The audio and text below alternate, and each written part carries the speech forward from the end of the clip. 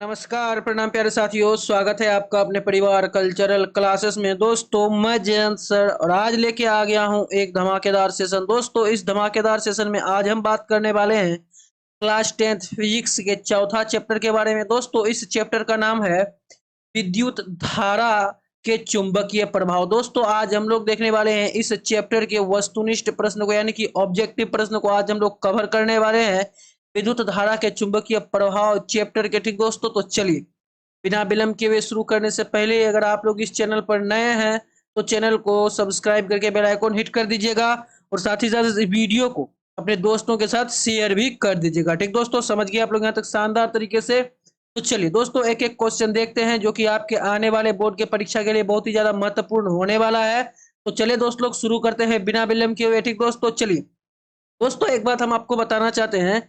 मेरे प्रश्न का उत्तर देने से पहले अगर आप लोगों को पता होगा एक एक प्रश्न का उत्तर, ठीक ना, तो आप चैट सेक्शन में बताने के प्रयास कीजिएगा प्रत्येक प्रश्न के उत्तर को, ठीक ना। अन्यथा मैं आपको शानदार तरीके से प्रश्न के अंत में एक एक प्रश्न का उत्तर देते हुए चलूंगा। ठीक दोस्तों, कंप्लीट है, कोई दिक्कत नहीं है, कोई डाउट नहीं है। चलिए आगे बढ़ते हैं, देखते हैं पहला प्रश्न जो कि आपके स्क्रीन पे साक्षात प्रस्तुत है विकल्प के साथ। जरा ध्यान दीजिएगा। तो दोस्तों पहला प्रश्न है, प्रश्न कर रहा है कि विद्युत फ्यूज विद्युत धारा के किस सिद्धांत पर कार्य करती है? उष्मीय सिद्धांत पर, या फिर चुंबकीय सिद्धांत पर, या फिर रासायनिक सिद्धांत पर?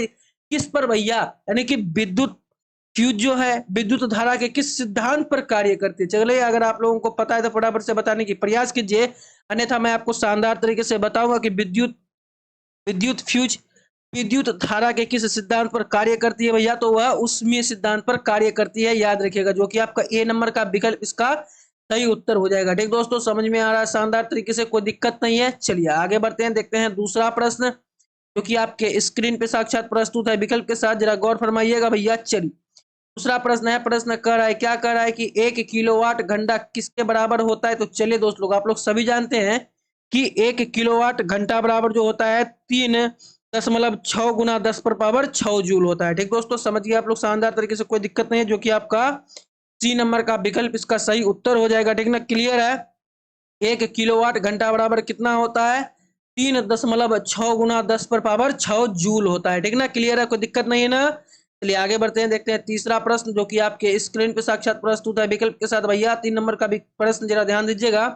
प्रश्न कर रहा है कि विद्युत घंटी किस प्रभाव पर कार्य करती है? ऑप्शन है उष्मीय प्रभाव पर, दूसरा ऑप्शन है रासायनिक प्रभाव पर, तीसरा ऑप्शन है चुंबकीय प्रभाव पर, चौथा ऑप्शन है इनमें से कोई नहीं। चलिए अगर आप लोगों को पता है, क्या पता है भैया कि विद्युत घंटी किस प्रभाव पर कार्य करती है, तो फटाफट से आप चैट सेक्शन में बताने की प्रयास कीजिए इसका उत्तर। रहने था मैं आपको बता दूं इसका उत्तर क्या होगा कि विद्युत घंटी जो है किस प्रभाव पर, तो दोस्तों चुंबकीय प्रभाव पर कार्य करती है विद्युत घंटी, याद रखिएगा, जो कि आपका कहाँ पे है? सी नंबर का विकल्प सही उत्तर हो जाएगा आपका 3 नंबर प्रश्न का। ठीक दोस्तों, क्लियर है, कोई दिक्कत नहीं है ना। चलिए दोस्त लोग अगर आपको कहीं भी दिक्कत हो ना तो चैट सेक्शन में बताने की प्रयास कीजिएगा। आपके द्वारा पूछा गया हर एक प्रश्न का उत्तर आपको शानदार तरीके से मिल जाएगा। ठीक दोस्तों, क्लियर है ना, कोई दिक्कत नहीं है, समझ में आ रहा है, थम्स अप कर दीजिएगा। ठीक दोस्तों, समझ में आ रहा है तो लाइक कर दीजिएगा सेशन को। अगर चैनल पर पहली बार है तो चैनल को प्लीज सब्सक्राइब कर लीजिएगा और इस वीडियो को अपने दोस्तों के साथ शेयर कर दीजिएगा। ठीक ना, समझ गए। चलिए आगे बढ़ते हैं, देखते हैं चौथा प्रश्न जो कि आपके स्क्रीन पे साक्षात प्रस्तुत है विकल्प के साथ। जरा ध्यान दीजिएगा भैया। चलिए चौथा प्रश्न है, प्रश्न कर रहा है, क्या कर रहा है? आइए जरा ध्यान देते हैं सब कोई मिलके कि लघु पथन के समय परिपथ में विद्युत धारा का मान होता है। तो दोस्तों लघु पथन के समय परिपथ में विद्युत धारा का मान क्या होता है? बहुत कम हो जाता है, फिर परिवर्तित नहीं होता है, या फिर बहुत अधिक बढ़ जाता है, या फिर निरंतर परिवर्तित होता है। तो चलिए अगर आप लोगों को पता है कि लघु पथन के समय परिपथ में विद्युत धारा का मान क्या होता है तो फटाफट से आप चैट सेक्शन में बताने की प्रयास कीजिए, अन्यथा मैं आपको शानदार तरीके से इस प्रश्न का उत्तर बता दूंगा कि लघु पथन के समय परिपथ में विद्युत धारा का मान जो होता है ना भैया, वह बहुत अत्यधिक बढ़ जाता है, याद रखिएगा। ठीक दोस्तों, समझ गए आप लोग। धारा क्या होता है कि बहुत अत्यधिक बढ़ जाता है, किसके समय? लघु पथन के समय। ठीक ना, परिपथ में विद्युत धारा बहुत अधिक बढ़ जाता है। क्लियर है, कोई दिक्कत नहीं है दोस्तों। यह सब आपको याद रखना होगा और याद रखने के लिए आपको क्या करना होगा?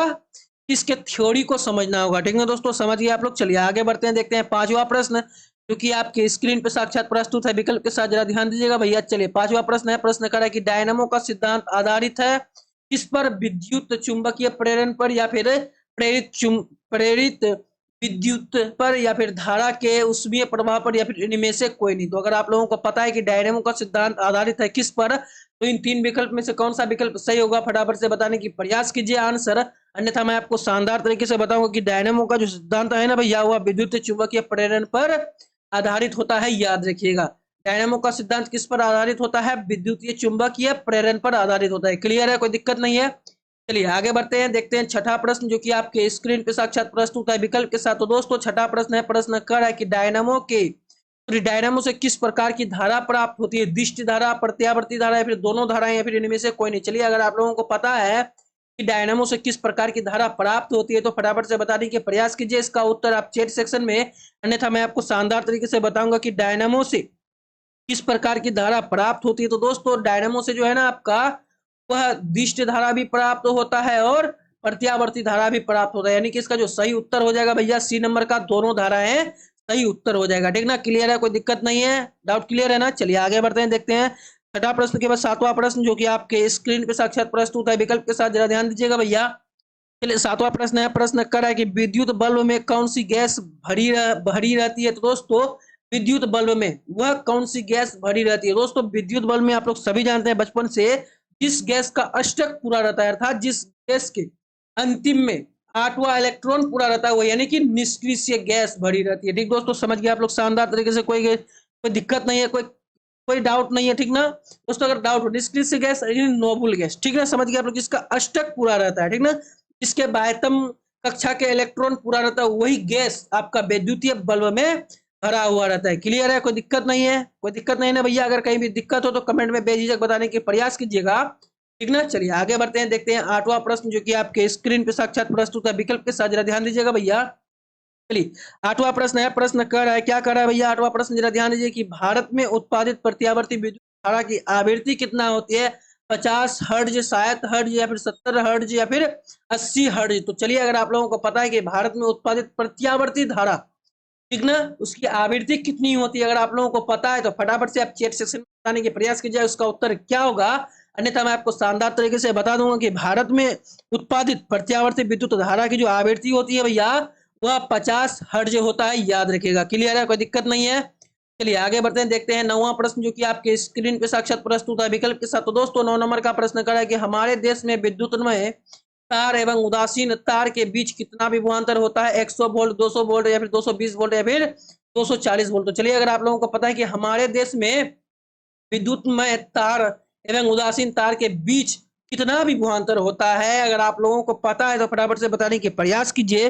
अन्यथा मैं आपको शानदार तरीके से बताऊंगा कि हमारे देश में विद्युतमय तार एवं उदासीन तार के बीच जो विभवांतर होता है भैया, वह 220 वोल्टेज का रहता है। ठीक ना, क्लियर है, कोई दिक्कत नहीं है। ठीक दोस्तों, चलिए आगे बढ़ते हैं, देखते हैं 10वां प्रश्न जो कि आपके स्क्रीन पे साक्षात प्रस्तुत है। तो दोस्तों 10वां प्रश्न कह रहा है कि विद्युन्मय तार किस रंग का होता है? लाल, हरा या फिर काला या फिर नीला। तो दोस्तों आप लोग सभी जानते हैं कि देखिए विद्युन्मय तार अर्थात जिसमें विद्युत रहता है उस तार का रंग कैसा होता है? दोस्तों एक काला तार, एक लाल तार आप देखे ही होंगे। चलिए अगर आप लोगों को पता है तो फटाफट से बताने की प्रयास कीजिए कि विद्युन्मय तार किस रंग का होता है। तो दोस्तों आप लोग सभी जानते हैं एक लाल होता है, एक काला होता है, जो कि लाल में आपका हर समय विद्युत रहता है। ठीक दोस्तों, समझ गए आप लोग शानदार तरीके से, उस समय तार में हर टाइम करंट प्रवाह होते रहता है। ठीक ना, क्लियर है, कोई दिक्कत नहीं है। चलिए आगे बढ़ते हैं, देखते हैं 11 नंबर का प्रश्न जो कि आपके स्क्रीन पे साक्षात प्रस्तुत है विकल्प के साथ, जरा ध्यान दीजिएगा भैया। चलिए 11 नंबर का प्रश्न कह रहा है, क्या कह रहा है कि घरेलू विद्युत परिपथ में उदासीन तार का रंग कैसा होता है? लाल, हरा, काला, पीला। चलिए अगर आप लोगों को पता है तो बताने की प्रयास कीजिए कि घरेलू विद्युत परिपथ में उदासीन तार का रंग कैसा होता है। तो दोस्तों घरेलू विद्युत परिपथ में उदासीन तार का रंग वहां पे काला होता है, यह चीज याद रखिएगा। ठीक दोस्तों, क्लियर है, कोई दिक्कत नहीं है ना। चलिए आगे बढ़ते हैं, देखते हैं 12 नंबर का प्रश्न जो कि आपके स्क्रीन पे साक्षात प्रस्तुत है विकल्प के साथ, जरा ध्यान दीजिएगा भैया। 12 नंबर का प्रश्न कर है कि चुंबकीय क्षेत्र का ऐसा ही मात्रक है भैया, आपके पास ऑप्शन है वेबर, दूसरा है टेस्ला, तीसरा है फेराडे। चलिए बताने के प्रयास कीजिए कि चुंबकीय क्षेत्र का ऐसा ही मात्रक क्या होता है? वेबर होता है, टेस्ला होता है, फिर फेराडे होता है। जल्दी फटाफट से बताइए इसका उत्तर क्या होगा। अर्थात चुंबकीय क्षेत्र का जो ऐसा ही मात्रक होता है भैया, वह टेस्ला होता है, याद रखिएगा। ठीक दोस्तों, जिसका मालिक एलोन मस्क है अभी, ठीक ना, टेस्ला कंपनी का मालिक है कि नहीं है? बिल्कुल है। चलिए आगे बढ़ते हैं, देखते हैं 13 नंबर का प्रश्न जो कि आपके स्क्रीन पे साक्षात प्रस्तुत है विकल्प के साथ। तो दोस्तों 13 नंबर का प्रश्न जरा ध्यान दीजिएगा भैया। चलिए 13 नंबर का प्रश्न कर रहा है कि विद्युत चुंबकीय प्रेरण की खोज किसने की थी? फेराडे ने, मैक्सवेल ने, या फिर फ्लेमिंग ने, या फिर एम्पियर ने? चलिए फटाफट से बताने के प्रयास कीजिए कि विद्युत चुंबकीय प्रेरण की जो खोज की थी वह किसने की थी। तो दोस्तों फेराडे के नाम सुने ही होंगे आप लोग। तो फेराडे ने विद्युत चुंबकीय प्रेरण की खोज की थी, याद रखिएगा। ठीक दोस्तों, अगर आपसे कोई पूछेगा तो चलिए भैया बताइए कि विद्युत चुंबकीय प्रेरण की खोज की किसने थी, ठीक ना? तो आप फटाफट से बताइएगा कि विद्युत चुंबकीय प्रेरण की जो खोज की थी भैया वह माइकल फेराडे ने की थी, याद रखिएगा। क्लियर है, कोई दिक्कत नहीं है। चलिए आगे बढ़ते हैं, देखते हैं 14 नंबर का प्रश्न जो कि आपके स्क्रीन पे साक्षात प्रस्तुत है विकल्प के साथ। तो चलिए भैया ध्यान दीजिएगा भैया। तो चलिए 14 नंबर का प्रश्न कह रहा है, क्या कह रहा है कि दी गई वोल्टता के स्रोत से जुड़ी पूरे किसी चालक में प्रति सेकेंड उत्पन्न ऊष्मा होती है। तो दोस्तों दी गई वोल्टता के स्रोत में, यानी कि किसी वोल्टता के स्रोत से जुड़ी चालक में प्रति सेकेंड उत्पन्न ऊष्मा होती है धारा के अनुपात, धारा के समानुपाती, या फिर धारा के वर्ग के समानुपाती, या फिर धारा के व्युत्क्रमानुपाती, या फिर धारा के वर्ग के व्युत्क्रम। अगर आप लोगों को पता है तो फटाफट से बताने की प्रयास कीजिए, अन्यथा मैं आपको शानदार तरीके से बताऊंगा कि दी गई वोल्टता के स्रोत से जुड़े किसी चालक में प्रति सेकेंड उत्पन्न ऊष्मा जो होती है भैया वो धारा के वर्ग के समानुपाती होती है, याद रखिएगा। क्लियर है, कोई डाउट नहीं है, समझ गए आप लोग। चलिए आगे बढ़ते हैं, देखते हैं 15 नंबर का प्रश्न जो कि आपके स्क्रीन पे साक्षात प्रस्तुत है विकल्प के साथ। तो दोस्तों 15 नंबर का विकल्प प्रश्न कर रहा है भैया, क्या कर रहा है? 15 नंबर का प्रश्न कर रहा है कि निम्नलिखित पदार्थों में कौन चुंबकीय पदार्थ नहीं है? लोहा, निकेल, पीतल, या फिर कोबाल्ट। तो दोस्तों आप लोगों को पता है तो फटाफट से बताने की प्रयास कीजिए तीन निम्न चार पदार्थ में से कौन सा पदार्थ चुंबकीय पदार्थ नहीं है। ठीक दोस्तों, तो चलिए आप लोग सभी जानते हैं कि ये जो पीतल होता है भैया, पीतल तो पीतल ही होता है, लेकिन यह चुंबकीय पदार्थ नहीं होता है, अर्थात एक पीतल जो है चुंबक में नहीं सट सकता है, यह चीज याद रखिएगा। क्लियर है भैया, कोई डाउट नहीं है।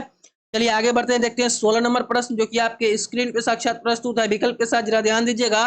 चलिए 16 नंबर का प्रश्न कर रहा है कि पृथ्वी का विभव होता है भैया, पृथ्वी का विभव क्या होता है? ऋणात्मक होता है, धनात्मक होता है, या फिर शून्य होता है, या फिर अनंत होता है? चलिए बताने की प्रयास कीजिए कि पृथ्वी का विभव क्या होता है। तो दोस्तों आपका समय हो गया है समाप्त। जो पृथ्वी का जो विभव होता है भैया वह शून्य होता है, याद रखिएगा। पृथ्वी में कोई विभव नहीं पाया जाता है। क्लियर है, चलिए आगे बढ़ते हैं, देखते हैं 17 नंबर का प्रश्न जो कि आपके स्क्रीन पर साक्षात प्रस्तुत है विकल्प के साथ।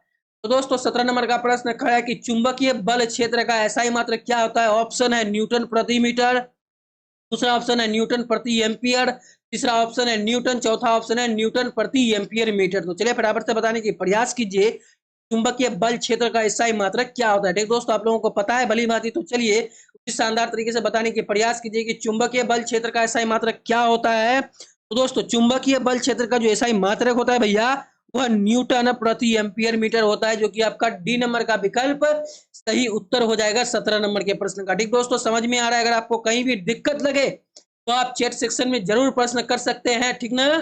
चलिए अगर आगे बढ़ते हैं, अब देखते हैं 18 नंबर का प्रश्न जो कि आपके स्क्रीन पे साक्षात प्रस्तुत है विकल्प के साथ। तो दोस्तों 18 नंबर का प्रश्न कर है कि चुंबकीय क्षेत्र के प्रभाव में विद्युत धारा उष्मा उत्पन्न करती है, या फिर आकर्षक बल उत्पन्न करती है, या फिर चालक पर बल उत्पन्न होता है, फिर इनमें से कोई घटना नहीं होती है। तो चलिए अगर आप लोगों को पता है तो फटाफट से बताने की प्रयास कीजिए कि चुंबकीय क्षेत्र के प्रभाव में विद्युत धारा कैसा होता है। ठीक दोस्तों अगर आप लोगों को पता है तो बताने की प्रयास कीजिए, अन्यथा मैं आपको शानदार तरीके से बताऊंगा कि विद्युतीय क्षेत्र के प्रभाव में विद्युत धारा जो होता है भैया वह चालक पर बल उत्पन्न होता है, याद रखिएगा। क्लियर है, क्या होगा? जो कि आपका सी नंबर का विकल्प इसका सही उत्तर हो जाएगा। क्लियर है, कोई डाउट नहीं। अगर कहीं भी डाउट हो तो आप कमेंट सेक्शन में बता सकते हैं, बेझिझक प्रश्न कर सकते हैं।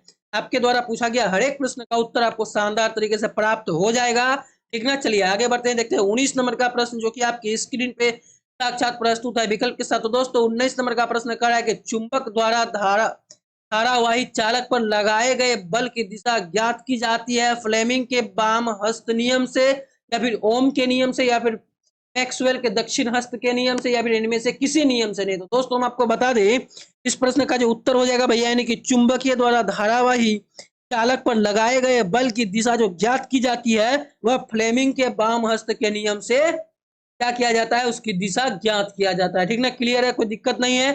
चलिए आगे बढ़ते हैं, देखते हैं 20 नंबर का प्रश्न जो कि आपके स्क्रीन पे साक्षात प्रस्तुत है विकल्प के साथ। तो दोस्तों 20 नंबर का प्रश्न कर है कि विद्युत मोटर को चलाया जाता है प्रत्यावर्ती धारा द्वारा, दिष्ट धारा पर या फिर प्रत्यावर्ती और दिष्ट दोनों धाराओं पर या फिर इनमें से कोई नहीं। तो चलिए अगर आप लोगों को पता है कि विद्युत मोटर किस धारा पर चलाया जाता है तो दोस्तों हम आपको बता दें इस प्रश्न का उत्तर शानदार तरीके से। दोस्तों विद्युत मोटर को जो चलाया जाता है प्रत्यावर्ती धारा और दिष्ट धारा दोनों पर चलाया जाता है। क्लियर है भैया, कोई दिक्कत नहीं है।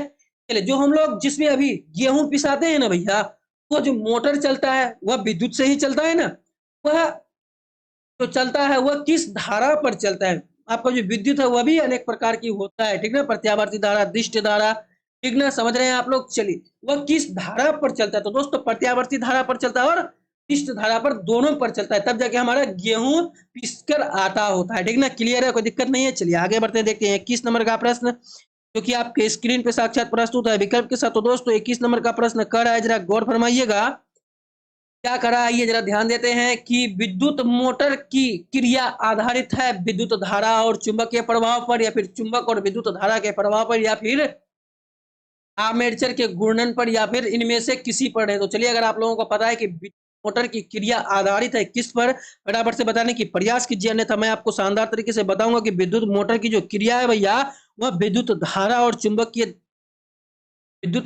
चुंबकीय प्रभाव पर क्या होता है, आधारित होता है, याद रखिएगा। क्लियर है भैया, कोई दिक्कत नहीं कि विद्युत मोटर की क्रिया विद्युत धारा और चुंबकीय प्रभाव पर आधारित होता है। क्लियर है 21 नंबर का प्रश्न। चलिए आगे बढ़ते हैं, देखते हैं 22 नंबर का प्रश्न जो कि आपके स्क्रीन पर साक्षात प्रस्तुत है विकल्प के साथ।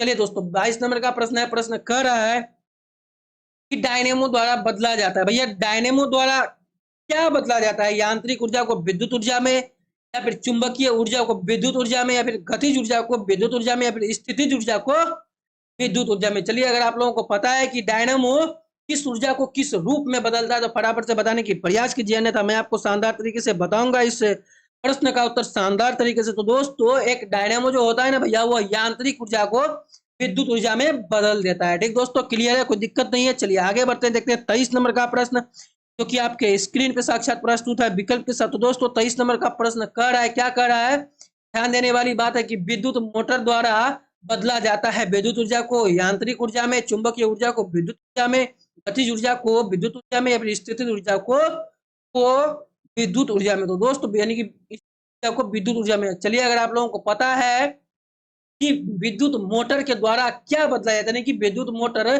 किस ऊर्जा को किस ऊर्जा में बदलता है, तो फटाफट से बताने की प्रयास कीजिए अगर आप लोगों को ज्ञात है तो, अन्यथा मैं आपको शानदार तरीके से का उत्तर बताऊंगा कि विद्युत मोटर के द्वारा जो बदला जाता है भैया वो विद्युत ऊर्जा को यांत्रिक ऊर्जा में बदला जाता है, ठीक दोस्तों। वही प्रश्न है लेकिन प्रश्न पूछने का तरीका यहाँ पे बदल दिया है, ठीक ना, समझ गए आप लोग। चलिए आगे बढ़ते हैं, देखते हैं 24 नंबर का प्रश्न जो कि आपके स्क्रीन पे साक्षात प्रस्तुत है विकल्प के साथ। भैया 24 नंबर का प्रश्न करा है कि विद्युत धारा के कारण उत्पन्न चुंबकीय क्षेत्र की दिशा ज्ञात की जाती है मैक्सवेल के दक्षिण हस्त नियम से या फिर फ्रेमिंग के वाम हस्त नियम से या फिर ओम के नियम से या फिर कॉन्टेल्ड के नियम से। चलिए अगर आप लोगों को पता है तो बताने की प्रयास कीजिए, अन्यथा मैं आपको शानदार तरीके से इस प्रश्न का उत्तर बता दूंगा कि विद्युत धारा के कारण उत्पन्न चुंबकीय क्षेत्र की दिशा जो ज्ञात की जाती है भैया वह फ्लेमिंग के वाम हस्त नियम से ज्ञात की जाती है, याद रखिएगा। क्लियर है, कोई दिक्कत नहीं है। चलिए आगे बढ़ते हैं, देखते हैं 25 नंबर का प्रश्न जो कि आपके स्क्रीन पर साक्षात प्रस्तुत है विकल्प के साथ। भैया 25 नंबर का प्रश्न कर रहा है, क्या कर रहा है, जरा ध्यान देने वाली बात है कि चुंबकीय क्षेत्र एक ऐसी राशि है जिसमें परिमाण भी होता है और दिशा भी होता है, यानी कि सी नंबर का विकल्प परिमाण और दिशा दोनों होता है, ठीक दोस्तों। क्लियर है, कोई डाउट नहीं है। चलिए आगे बढ़ते हैं, देखते हैं 26 नंबर का प्रश्न जो कि आपके स्क्रीन पे साक्षात प्रस्तुत है विकल्प के साथ। तो दोस्तों 26 नंबर का प्रश्न कर रहा है कि किसी कुंडली में प्रेरित विद्युत वाहक बल का मान के संबद्ध चुंबकीय फ्लक्स के परिवर्तन की दर को क्या कहते हैं, दर का समानुपाती होता है, ठीक दोस्तों। समझ गए आप लोग शानदार तरीके से। प्रश्न क्या कर रहा है कि किसी कुंडली में प्रेरित विद्युत वाहक बल का मान के संबद्ध चुंबकीय फ्लक्स के परिवर्तन की दर का समानुपाती होता है। क्लियर है, कोई डाउट नहीं है भैया। अगर आपको कहीं भी डाउट हो तो चैट सेक्शन में बता सकते हैं कि भैया हमको यहाँ डाउट हो रहा है, फिर से बताने की प्रयास कीजिए। मैं आपको शानदार तरीके से हर एक प्रश्न का उत्तर फिर से बताते हुए चलूंगा, ठीक ना। तो दोस्तों अगर आपको समझ में आ रहा है तो लाइक कर दीजिएगा, ठीक ना, और क्लियर कर दीजिएगा, थम्स अप कर दीजिएगा एक बार चैट सेक्शन में कि क्या आपको समझ में आ रहा है शानदार तरीके से, ठीक ना, क्लियर है। चलिए आगे बढ़ते हैं, देखते हैं 27 नंबर का प्रश्न, आगे देखते हैं 27 नंबर का प्रश्न कहना क्या चाहता है भैया। 27 नंबर का प्रश्न कह रहा है कि किसी क्षण चुंबक के अंदर चुंबकीय क्षेत्र रेखाओं की दिशा क्या होती है, उत्तर ध्रुव से दक्षिण ध्रुव, या फिर दक्षिण ध्रुव से उत्तर ध्रुव, या फिर उत्तर ध्रुव से पश्चिम ध्रुव, या फिर दक्षिण ध्रुव से पश्चिम ध्रुव। तो चलिए अगर आप लोगों को पता है कि किसी क्षण चुंबक के अंदर चुंबकीय क्षेत्र रेखाओं की जो दिशा होती है वह क्या होती है, तो दोस्तों वह जो होती है भैया वह दक्षिण ध्रुव से उत्तर ध्रुव होता है, ठीक दोस्तों, समझ गए आप लोग शानदार तरीके से, क्लियर है। चलिए आगे बढ़ते हैं, देखते हैं 28 नंबर का प्रश्न जो कि आपके स्क्रीन पर साक्षात प्रस्तुत है विकल्प के साथ। तो दोस्तों 28 नंबर का प्रश्न है, प्रश्न कहना चाहता है, क्या कह रहा है भैया कि जल विद्युत संयंत्र किस ऊर्जा को विद्युत ऊर्जा में रूपांतरित करता है, तापीय ऊर्जा को, नाभिकीय ऊर्जा को, सौर ऊर्जा को, या फिर स्थितिज ऊर्जा को। तो चलिए दोस्तों जल विद्युत संयंत्र जो है किस ऊर्जा को, तो दोस्तों स्थितिज ऊर्जा को, किस ऊर्जा को, स्थितिज ऊर्जा को क्या करता है कि विद्युत ऊर्जा में रूपांतरित कर देता है, ठीक दोस्तों, समझ गए आप लोग। तो सुने ही होंगे कि जल से ही बिजली का निर्माण होता है, ठीक ना, क्लियर है। चलिए आगे बढ़ते हैं, देखते हैं 29 नंबर का प्रश्न जो कि आपके स्क्रीन पे साक्षात प्रस्तुत है विकल्प के साथ। तो दोस्तों 29 नंबर का प्रश्न कर रहा है, जरा ध्यान दीजिएगा 29 नंबर के प्रश्न पर, ठीक दोस्तों। चलिए 29 नंबर का प्रश्न यही कर रहा है कि वह उपकरण जो किसी परिपथ में विद्युत धारा की उपस्थिति सूचित करता है उसे क्या कहा जाता है, वोल्ट मीटर, आमीटर, गैल्वेनोमीटर, या फिर इनमें से कोई नहीं। तो दोस्तों हम आपको बता दें कि वह उपकरण जो किसी परिपथ में विद्युत धारा की उपस्थिति संसूचित करता है उसे क्या कहते हैं भैया, तो उसे आमीटर कहते हैं, जो कि आपका बी नंबर का विकल्प सही उत्तर हो जाएगा, ठीक दोस्तों। आप लोगों को समझ में आ रहा है ना शानदार तरीके से, एक बार थम्स अप कर दीजिएगा चैट सेक्शन में, क्लियर कर दीजिएगा कि नहीं सर जी हमको शानदार तरीके से समझ में आ रहा है, ठीक ना भैया, क्लियर है, कोई दिक्कत नहीं है। चलिए आगे बढ़ते हैं, देखते हैं 30 नंबर का प्रश्न जो कि आपके स्क्रीन पे साक्षात प्रस्तुत है विकल्प के साथ।